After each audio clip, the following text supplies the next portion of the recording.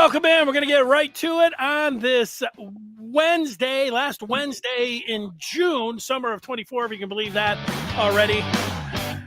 You can believe it. It's been the summer of reveling in Michigan's national championship, and then this month it's been reveling in the turnaround in recruiting, where it's now has a gigantic up arrow next to it. That's Jim Scarcelli, the former Wolverine, who's got a Deadwood shirt on. Scar, Deadwood. Tell me about it. You really like that? Jenny, I tell you, a great trip you might want to think about doing one day was we went out to South Dakota and saw Mount Rushmore. Devil's Tower is out that way. Went to the Air Force Academy, saw Colorado State. But Deadwood, I don't know if you remember the TV show Deadwood. That's an actual town in South Dakota, and it's a cool town. You know, Wild Bill Hickok, aces and eights, man. They did them in Deadwood. It's a cool town to check out, and a lot of stuff to see in that neck of the woods. But yeah, we are heating up, counting it down. Recruiting is there's momentum. There's good things happening, man. We're chipping away. We're building. We're bringing in good players. You know, Scar, I did not watch a TV show. Maybe we're talking about the same thing, but HBO, I believe it's Showtime or HBO. I think it's HBO. They had a series. Yeah, Deadwood. Yeah, that's the one. That's what you're talking about. Yeah. I like that. No, I like that. That was real quick. Funny about that show. You know, the lead guy, Ian McClellan, I think his name, whatever his name. He's from England. Apparently, there's so much profanity in Deadwood. If you saw the show, you remember? Oh yeah. The lead guy, yeah. I guess when he walks around London, and people see him and they spot him, they're just yelling out, cussing profanities at the guy, and he gives them a high five because he knows what they're talking about. They're talking about the show. So they're MFing the guy and just using all this rotten language that's from the TV show. I guess he gets a big kick out of it. That's what I was told. I wouldn't mind seeing another one. Although there's two kind of westerny, probably Billy the Kid. There's one coming out this summer. Then there's another one, Costner. He's running a lot of promos for it. Not Yellowstone, but something else where it looks like it's a pretty good one. So anyway, it was a good trip. Devil's Tower, Mount Rushmore. Good trip to go see you. I'm thinking about taking a trip through Columbus and then steering it back over in, I don't know, football, maybe some football, but there is a trip there for my family, making it all the way across west, what you're talking about there, Deadwood, and then going down to the Grand Canyon and coming back. We're going to need a lot of time to be able to do that. So I don't know if that's going to be nothing like seeing the world, Denny. No, nothing like getting out there and you're right, across the country and around the world. It's there's value in it. That's for sure. There is value in Michigan right now. And the value is going up, Scar, and we're going to talk about that. You got recruiting. People are all fired up, and they should be. They can be. They should be. There's reasons to be really fired up about Michigan recruiting.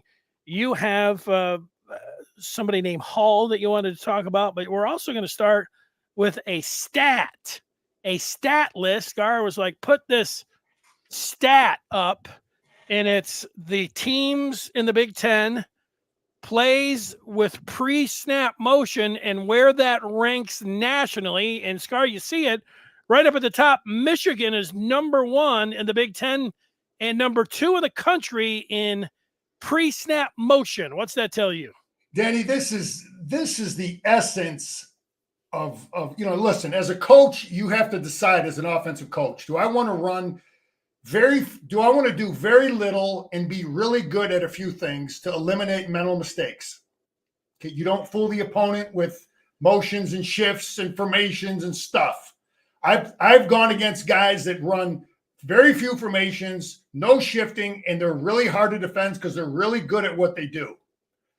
I've defended other guys who run a lot of different formations. They shift, they motion, they do all kinds of things to give you headaches before they snap the football. They mess with you. They got you uncomfortable. You're not lined up properly. They do all that to deceive you and confuse you. Okay. When I saw this stat, this is like really, really good as far as I'm concerned. This is a coaching staff offensively. This is Jim Harbaugh. He understands that you got to give defense problems. You got to make them think. You got to make them adjust. Don't let them get comfortable. I learned I used to come in on Monday, and Coach Moeller was all about adjustments. That was the number one, all about adjustments. Adjustments. When they're doing this, we're doing that. When they come line up like this, we're doing this. When they go in motion here, we're doing that. Everything's about adjustments. So you're lined up properly. And Jim understands it. And this stuff helps your offense. It helps your offensive line.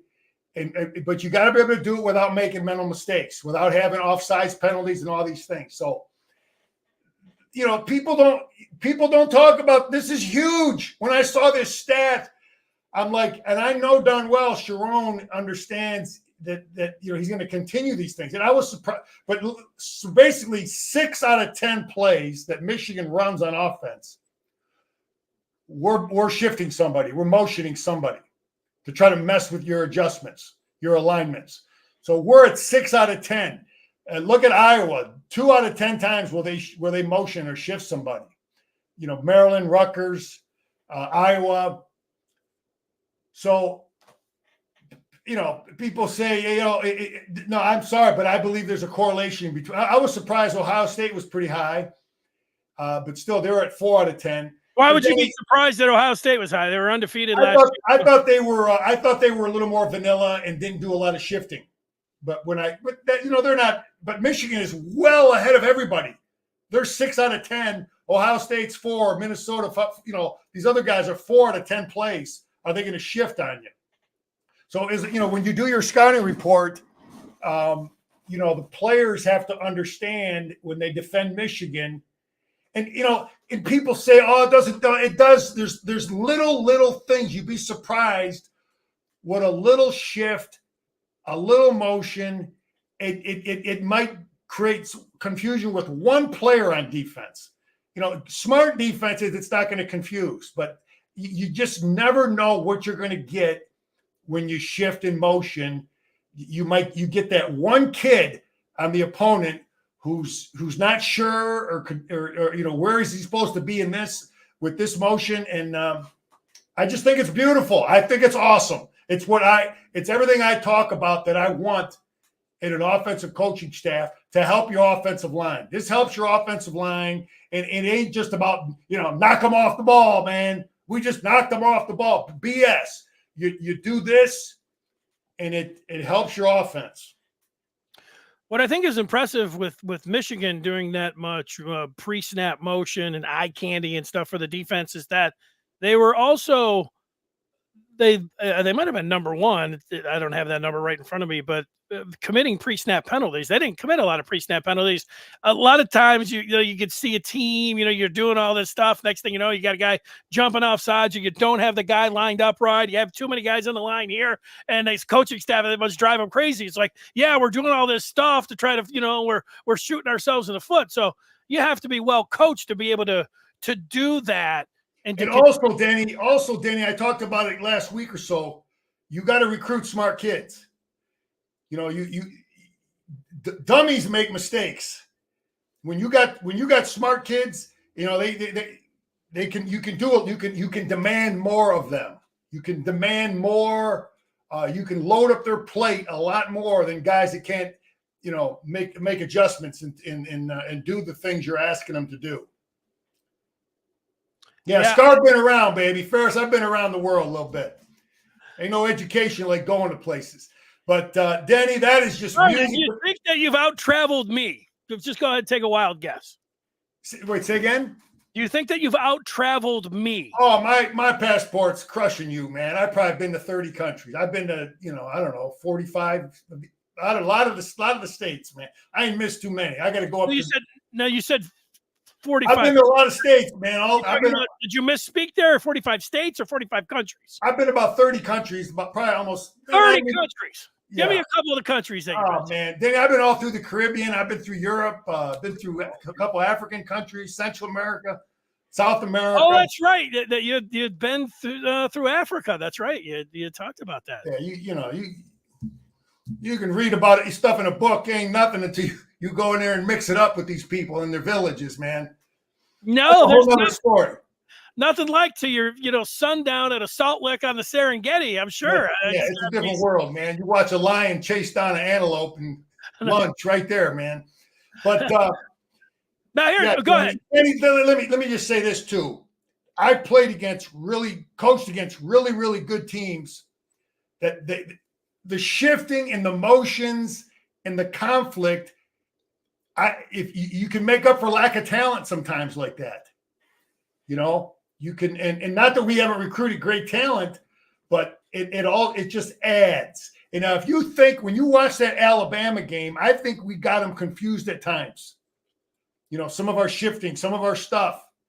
I think that there's those few plays anyway, I like seeing it. I hope that it continues. More somebody was asking me about Flame. We were talking last night, the legendary Captain Flame. I'd love to be the third wheel on that. Okay. That we were talking about Michigan running the ball 32 times against Penn State. Well, guess what? Those 32 plays, we probably had 28 different formations, Denny, with shifting and stuff and 7 offensive linemen and 5 and motions and BS. And the reason he stayed with that, kept running it, was because we just kept confusing them. We just kept getting them misaligned, with the stuff we were running. So, and I always wonder as I watch, now they did during those 32 plays throw a pass and it would have been complete for 15 yards. But there was a pass interference penalty and Michigan was able to get to 15 yards. And then they went right back to running it. I always wonder, if you're up there and you see something and it works, why not just keep going to it until they stop you? And I think Jim does that. He doesn't, Sharon, they do those things, but they don't run it the very next play. I think teams are too smart. And I think I don't like to run it the very next play. It's like, if a play works and you rip them, you get them misaligned, put it in the back of your mind for future, because a lot of times teams are pretty smart. They get right, they make the adjustment right away. You got to know who you're going against. But you see how they're adjusting and you see if things are working. And some guys do it, run it the same way. They're running it the same play until you stop it. I've seen that. I hear you. Now, what would be interesting is that if we could see, I don't know somebody asked who the number 1 team was. I didn't have that information in front of me because Michigan. I bet you, I'm going to take a bet. I'm going to take a guess right now that it's Kansas. Kansas. Okay. Everybody's talking about Kansas. Penn State hired their offense because Kansas is running stuff. They're running a lot of exotic stuff, different things, Denny. The guy built program. He wanted Buffalo. He built Kansas. He didn't do it with the best players. He did it with a lot of smoke and mirrors, man. There's a lot of smoke and mirrors. Listen, I coached against what I believe the greatest high school program in metropolitan Detroit, a school called Marine City. Mm-hmm. And they just give you formations, Denny, and shifting and motions and stuff, and they win with smoke and mirrors, man. They execute, but they don't have big time players. How many times did you play Marine City? Every year, my brother coached there. I had to face them. It was miserable. I hated facing them. They were the best coach team we ever faced. Ain't no question. I think Penn State's going to have a good year. I think they are. I think the combination of they brought Tom Allen in to run the defense, and they got the offensive guy from Kansas, and they've got good players. They got their quarterback back. Penn State is going to be they're going to win some games. They don't play Michigan, so I think they're going to have a good. I don't know what that over number is on their win total, but I'm big on Penn State. Yeah, I'll be big on him once I see Drew Aller. Drew Aller didn't play well against Michigan or Ohio State. I mean, not just didn't play well, he looked terrible. And then the other time I watch him, you say, well, it's Michigan, Ohio State, so he doesn't have to play Michigan this year. I think a lot of people say that, but I watched him play against Illinois. He looked like trash against Illinois. I know Illinois' got a pretty good defense too, but it doesn't mean that wherever he was as a sophomore or freshman he's not going to get better. I get all that part, but he doesn't look like he can throw. He's got some Shea Patterson in him. He could stand right there in the pocket, have a clean pocket, and he'll whip the ball downfield, and it won't be anywhere close to the right. Not just like, he missed him or he threw an interception. 15 yards. I mean, that's a Shea Patterson. Stand back there, pat the ball all the time in the world. Woo, whip it downfield.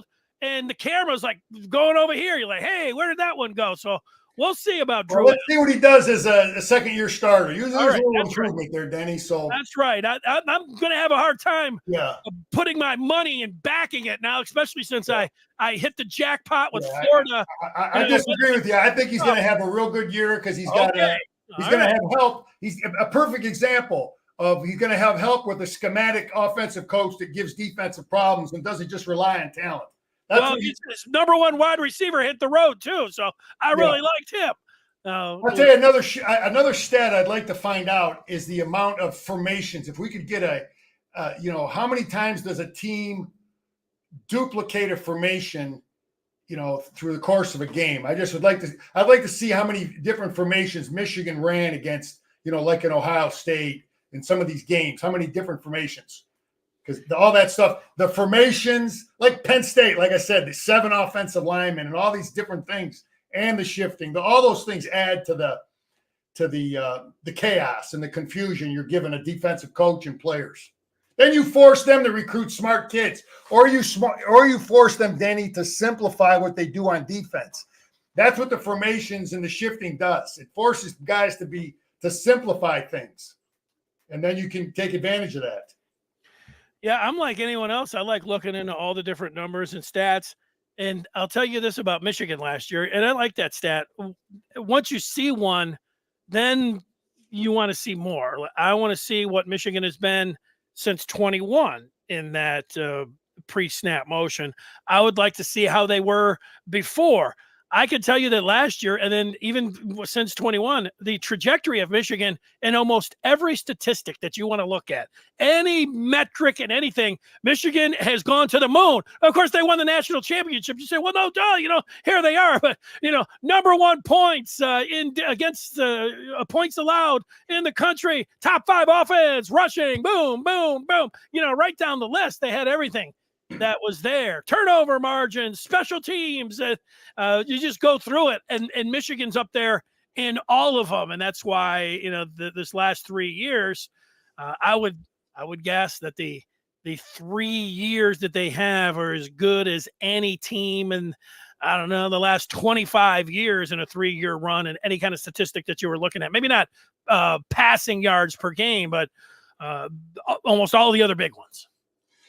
Yeah, and actually, Denny, there's a real correlation between what we did on offense and what we did on defense, because we have a strong foundation offensively and defensively up front. It's like we're really good at some base stuff, but then on both sides of the ball, we create confusion. We give you problems with, smoke and mirrors, but we have a strong foundation. So I think, Jim's philosophy on both sides of the ball was pretty similar. And the same thing with special teams. We did a lot of things from just punt formation that gives people problems. So you're never going to hear me, say to just line up in these basic vanilla formations. No, I want the guy that is doing different stuff, man. I agree. Just for somebody that doesn't know all the ins and outs and X's and O's and all the things that you're talking about on the field, a lot of times the broadcast crew, Kansas City, sometimes when you're watching the pros, Tony Romo's like, they might even be doing too much here, Jim. I don't know. They're doing all these things, running around in circles. But, you got your eye discipline. You're making guys make checks. You're making them communicate. You're turning your head. They've got to talk. And, of course, up in the booth, these guys can look and say, how are they handling it? You can look at the iPads and everything else, and you can see how they're following it around. But just I don't know if it's physiology, whatever it is, your eyes so you're not zeroed in on your keys. Next thing you know, you're thinking, okay, that's not my key. That's right, Danny. Now I'm back to my key.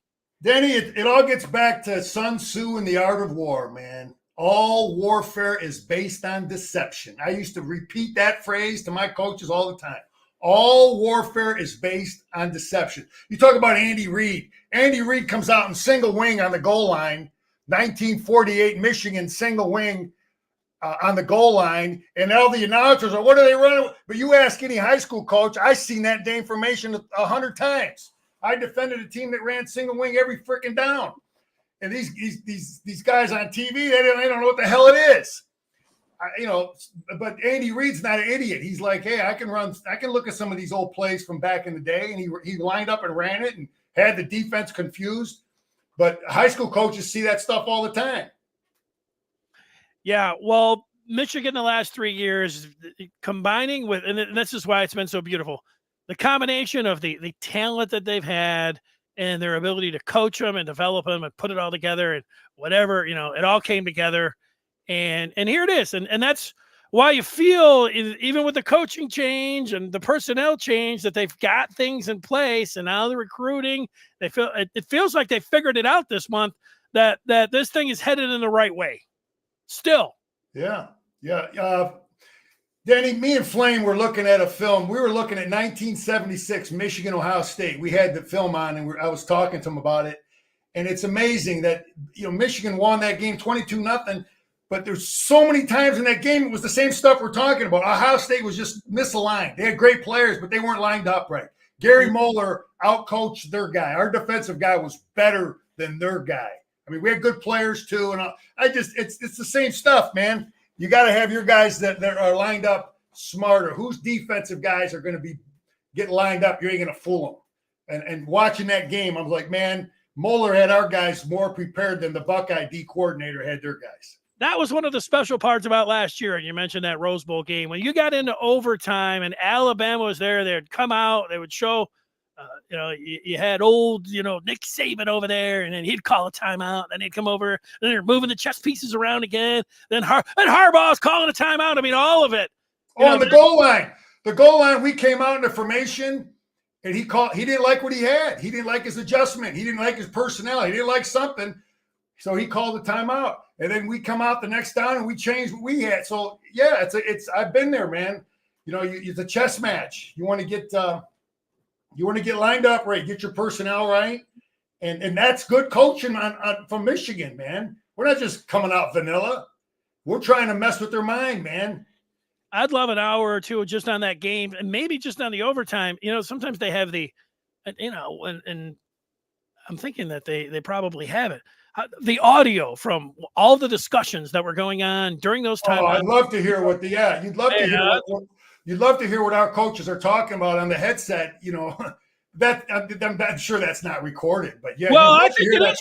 No, I think it is recorded. Some of that stuff is recorded. Scar, you're surprised that, but the thing is that I sure as hell wouldn't want that out. I know Harbaugh and Saban would both be against that if they were currently still coaching, and DeBoer probably doesn't want it out there, and Sharon Moore.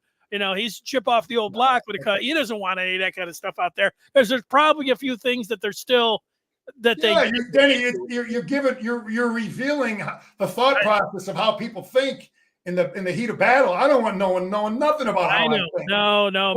Those are all keys and tells, and just like playing poker, man. You don't want no one knowing how you think. No, I wouldn't want none of that. But it was just really nice to see that. No, I mean, I wouldn't say, Scar, every time it seems like you're bluffing, you grab your right earlobe a couple times, and, that's a total tell that, like, guys, you're wondering why those guys down at the casino are going. You're like, man, it's like they can read my mind. Well, you want to know what all the stuff that we're talking about, recruiting and everything that's going on, and here's the way to even get it, times 20. And that is joining up with the Maize and Blue Review. You do that today by going to Michigan.rivals.com. All that information, the stories, the features, the posting board, where all day, all night, people are bouncing Michigan questions and formations, all these kind of things from A to Z, back to front, any way you want it. It's there for you. And it's a very friendly and educated community. You got a bunch of yahoos on there. You might have one or two. They're kind of entertaining, but not a ton of them. And it's cleaned up, good, clean fun. We'll see you over there on the Den as we take the turn. And we do talk a little bit of recruiting. And Nathan Marshall's Michigan's most highly rated recruit, Scar, and people, myself included, were a little bit, I would say, skeptical on how firm he was with his Michigan commitment when he said, I'm going to Auburn. Maybe I'll go over to Alabama, maybe down to Miami. I mean, all these different things. And you're like, this guy's not going to be committed. Well, he went into Ann Arbor this past week, and he comes out, and here's what we know. He says he plans to return to the barbecue. That's Michigan's big recruiting weekend in July. And here are the couple quotes that I pulled from Rivals, from the Maize and Blue Review. Quote, "I'm a Michigan man." Quote, "Coach Espo is a real one." Now, what do you think of the quotes there from Mr. Marshall and his plan? Man, you got to take him on his word. I hope, man. I hope that we're he's done traveling. And Denny, I talked about Coach Espo. I know guys that he recruited. I mean, he's been at small schools, and everybody I've ever talked to loves this guy as a man. So I talked to high school coaches that knew him, and this guy's legitimate. He can coach, he can recruit, his players like him, and he's the real deal. So it's obvious Sharon recognized that and hired a good one, and he's got a connection here with this kid. This kid we got to keep this kid, man. Denny, listen, you go out, in my opinion, you go out, you get the best quarterbacks. Okay, that's the number. You got to have a great quarterback, and then you start with the edge. You better have great edge players in your defense. Okay, maybe I'm a little biased, but that was my thought from even the old Bear Bryant talked about the most important players on your defense are your safety and your two edge guys. So we got to keep this kid. You want to have a great defense. You got to have guys that can rush the quarterback, contain the quarterback, and play on the edge. And Espo is the deal, man. Yeah, it's hard for you not to be a little bit biased because that is the position that you played. But meanwhile, you coach for so long. It's not like when you just put on the tape. Sure, I mean, like if you're just sitting back and watching any game, Scar, I would imagine your eyes would, just like be like, yeah, I'm zeroing in on the edge because that's where you played. But, you're looking at the whole thing. So, yeah, even though you might be a little bit, I think that. Danny, let me tell you, man, I coached it. And, listen, you lose contain against a quarterback on pass, bad things happen. And those are your edge players who got to set the defense. They got to set the edge. Okay. You lose contain against the run, you got problems. You lose contain against a quarterback, you got problems. It gets back to warfare, man. Secure your flanks, right? Secure your flanks. You ever heard that phrase in warfare? I have get outflanked. Right? Don't get outflanked and hold the line. Don't get outflanked. Don't let them get outside of you, man. Don't let keep moving, stay aggressive, get to the high ground. Those are some of the other ones. Okay. Yeah. Well, don't get outflanked. So you put two bad dudes, right? You better have two badass studs on the edge there. And this kid is that's why we got to keep those guys. And you recruit them, you sign them, we got to get them. I didn't coach or play, but I think that 95% of the time, in the past few years, this has been talked about a lot in the NFL, and it applies to Michigan here because this was the zag that they made in football. In modern football, it's about passing the ball and being able to have a quarterback to get the ball down the field. And then on the flip side, it's about being able to get to the quarterback, and being able to get to the quarterback. But for Michigan, if you're playing against Michigan, you better think about how you're going to stop the run. And be old school and toughen up and think about the physicality of the game. That's not what people are talking about when they're playing Ohio State. They're talking about, oh my God, this thing's a pinball machine. This thing's going to light up. This is crazy. We got to get to the quarterback. We got to send all of our guys back. No, it's totally different when it comes to Michigan. Yeah, we want people that have to fear stopping our run game, stop our pass game, and then defensively, they, good luck. They're tough against the run. They're tough against the pass. There's no greater danger than underestimating your opponent. Absolutely, Sam. That gets back to Woody Hayes and Coach Bowler. People tell you how good you are. You punch them in the face, Denny. Same quote, same philosophy. You underestimate the opponent, you get soft, right? That's what Coach Mo used to talk about all the time. Don't read the newspaper, man. And what does Saban call it? Saban calls it rat poison, right? Yeah, he did call it rat poison. Same stuff. Don't, keep them pissed off, man. Any of these guys jump out, the recruits, we used to, talk about one of them for a month, and now they've just come in so fast. Michigan gets the wide receiver from Louisiana, so they're doing well there. Lamar Morgan, Michigan's new defensive coach, along with Ron Bellamy. They've got those Bayou connections. I would think that would help. Chase Taylor out of Georgia, that kind of, to me, came out of nowhere. But you look, here's a running back from Florida, IMG. They're they're building a brick wall down there around IMG. And how about Caden Strayhorn? Being able to get him from Michigan State is pretty surprising. A lot of good things happening there, Denny. Listen, IMG, those kids are from all over, but hey, I think we got 3 from IMG. We've got a good reputation there. Again, those kids are from all over. That's a great thing. Denny, you can't underestimate Ron Bellamy. The Louisiana connection. No. And, basketball coaches, they'll hire an assistant coach just to recruit one kid. Right. We've seen that. They'll hire a guy's former high school coach or uncle or whoever just to recruit one kid. But Ron Bellamy. Harbaugh did that. With Partridge. I think Partridge was a big. He did it with somebody else from Stanford. Didn't he hire somebody's mom or something like that? He brought her to Michigan. I met her. I can't remember her name. He coached a kid at Stanford. Then he came to Michigan. But the mom was working with Jim for a while. But she was a great lady. So I don't know that was some, Didn't hurt. It didn't hurt, but she was definitely qualified. I met her. She was a sharp woman. Right. I wasn't saying she wasn't qualified. No, she was. I don't know how long anyway. But Bellamy is Denny. What it tells you, I think trust still matters in recruiting. Trust. Ron Bellamy's from there. I don't know if he went to that high school, but he's from there. Ron Bellamy goes in goes to meet those parents, and he's talking to those kids about those parents about leaving Louisiana, come up to Ann Arbor. They trust them.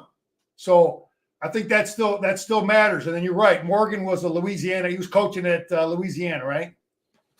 Wasn't he? Yeah, he was down there. He went to college at U of L, University of Louisiana. All that stuff, it helps. You got connections, you've got networking, but you got trust.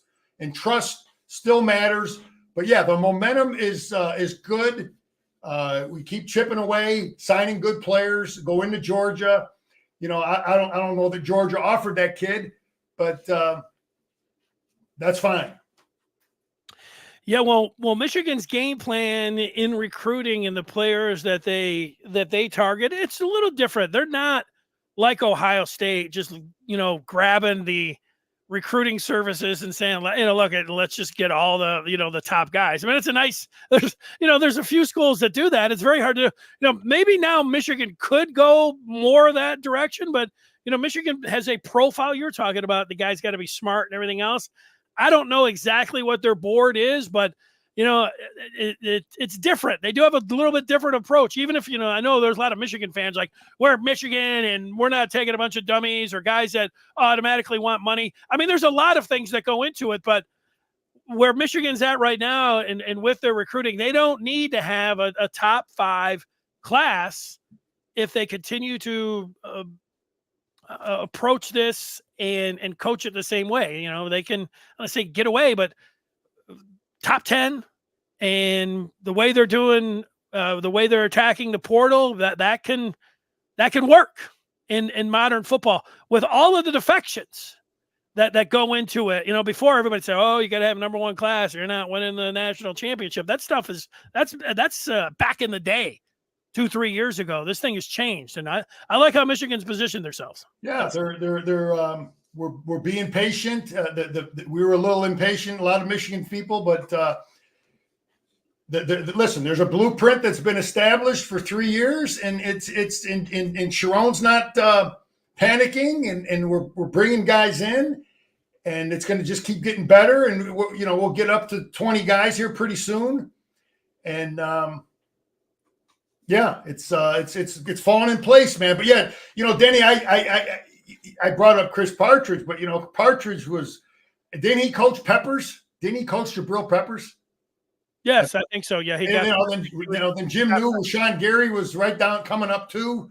So it didn't hurt things, and all those things matter. You bring a guy in, and you can get a pipeline established. People do it, man. I've seen it in people do it in high school coaches all the time. A lot of these guys some of these guys at Belleville and Cass and some of these other schools were always getting opportunities at some of the big schools. Josh Henschke recently put in a future cast for a player. And if folks were with me on Monday, I wanted to make a forecast for this player, and I just didn't have it all locked and loaded. And then, Josh then beat me to it with his future cast. But I've got a forecast on Hardy Watts, who's announcing on Monday. And he's a guard prospect out of Massachusetts, 4-star. He's got 3 schools: Clemson, Wisconsin, and Michigan. Michigan got his last visit. He's making the call on Monday. My forecast is in for the Maize and Blue on Watts to be a Wolverine. And Scar, a guy that you're familiar with is Babaloa. He is also a big offensive lineman, a tackle, a highly rated one. You stood by him. He looks like a mountain of a man. And you said you were looking him in the eye.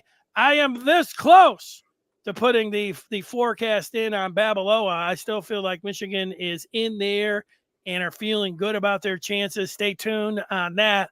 Hey, Danny, you're getting recruited by Michigan, but this is so common with everybody. You're getting recruited by Michigan offensive line.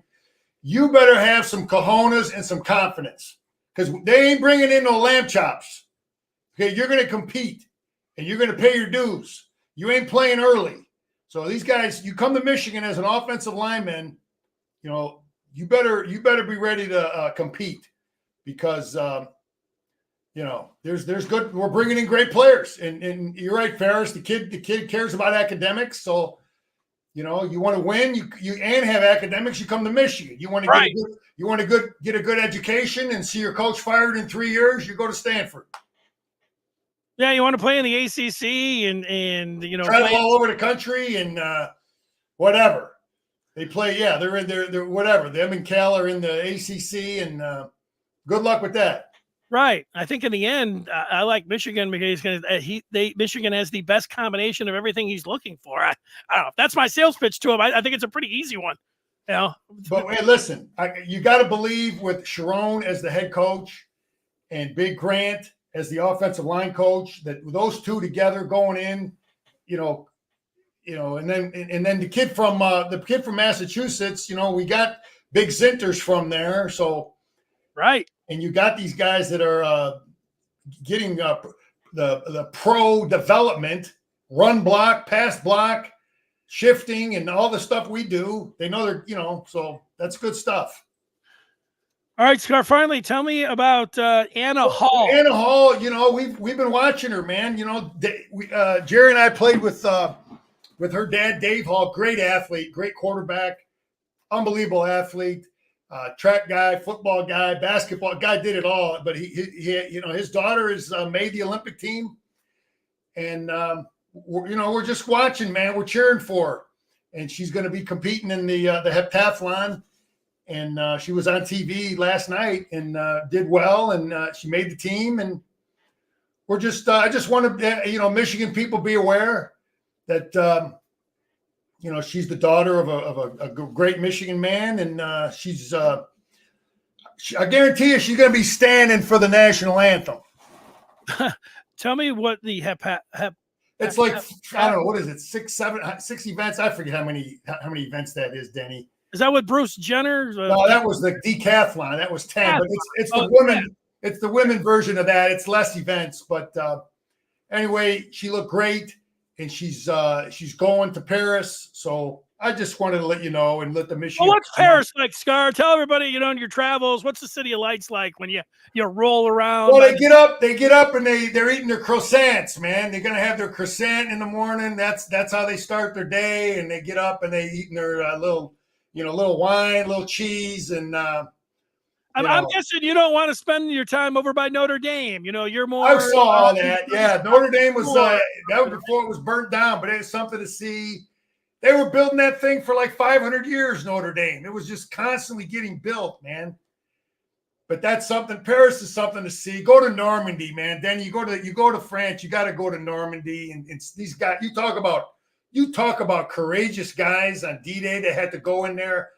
It was unbelievable what they faced, man. You see the bunker. The bunkers are still there. So you talk about brave guys, man. They had to go, Anyway, it's a lot to see in Paris and a lot to see in France. The Eiffel Tower, and you make sure you got a lot of pickpockets, man. So you make sure you got a zipper for your wallet. You got it. You go there. They're coming for. They're pros, man. And a lot of pigeons. I hear a lot of pigeons. Good mass transit system, though. Subways everywhere, so you get all around. I like it. All right, Scar. Well, I did look up Penn State. Michigan's over and under total is 9.5 for the season. So is Penn State's. So yeah, there you go. I gotta look at. You want me to go over? I think Oregon. It's 10.5. You want to go under on Oregon? You want to go? Ohio State's 10.5 too. Penn State and Michigan both 9.5. Yeah, I just think Penn State's going to be a good football team. I think Franklin got it right with the coaches he hired, and they got players, man. They've always had players. We just been a little step on them between the years with coaches and players shifting. We had Manny Diaz. You talk about the shifting. We had that guy confused the last 2 years. That's one guy I didn't want to see leave. I did not want to see Manny Diaz leave. Oh yeah, you loved Manny Diaz. I'm there. I like it. All right, Scar, great job. We look forward to talking with you next week. The thing in Paris, you got to go to the catacombs, Denny. That's something to see, man. They got all the bones there. That's a whole nother story. You know what the catacombs are? Yeah, I didn't see that. That's something to see. But anyway, we're getting close. It's hot, muggy football weather. And we're working, and it's going to be. We're just keep getting these players signed, man. Great job, Scar. Everyone, smash the like button. Leave us that 5-star review, and we will talk with you on Friday, and then we'll see Scar here next Wednesday on July 3rd.